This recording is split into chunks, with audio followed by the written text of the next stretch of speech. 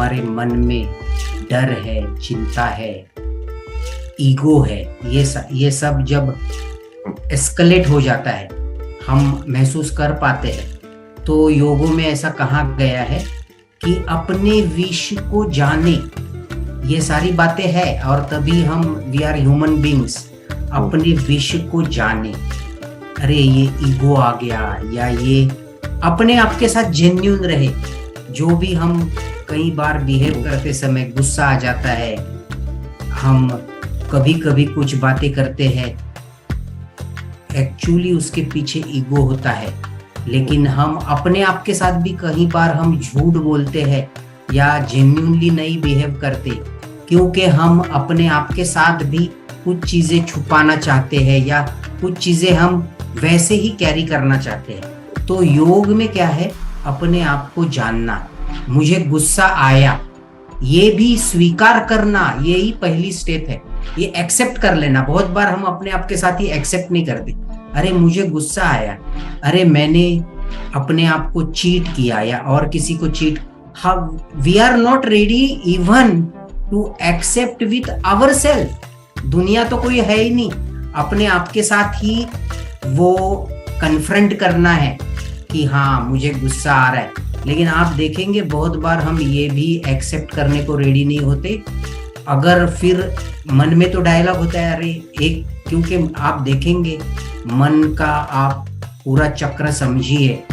मैंने गुस्से में किसी को कुछ बोल दिया, या हो सकता है मैंने चाटा भी लगा दिया या कुछ बोल दिया, उसके बाद मन में डायलॉग शुरू हो जाता है, ये ऐसा क्यों किया?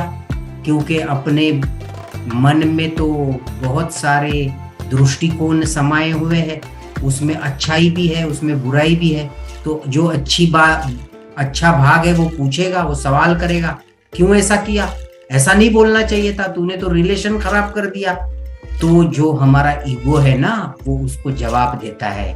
वो ये कहता है मैं ऐसा ही करूंगा, क्योंकि उसने मुझे बोला, मैं टिट फॉर टैट, मैं ऐसा ही जवाब दूंगा। इस प्रकार का डायलॉग देखना, ये भी एक योग है।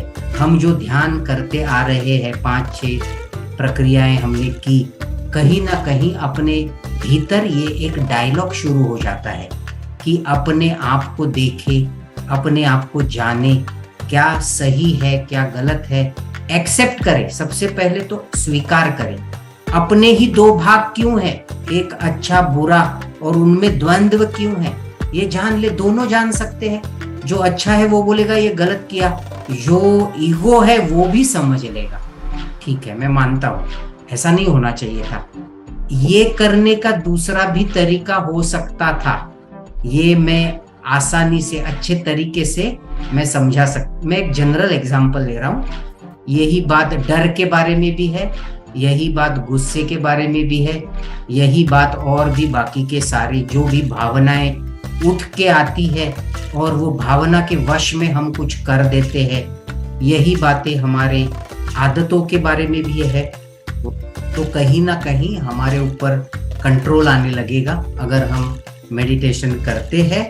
तो उसका उद्देश्य भी ये है कि बैलेंस लाना लाइफ में कंट्रोल लाना,